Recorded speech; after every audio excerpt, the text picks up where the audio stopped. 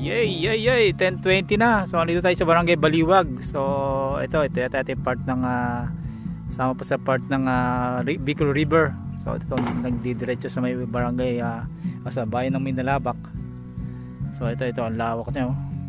Ang taas pa rin ng tubig kasi lagi umuulan dito sa part ng Kamsur, Albay area. So ito yung catch basins, kaya dito naiipon yung mga tubig na bumababa mula sa part ng Pulanggi, Libon, may Bato, Baaw. Ayan.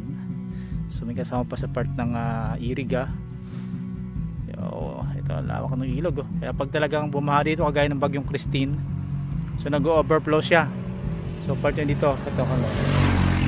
So lumalampas siya dito sa kabilang side nito.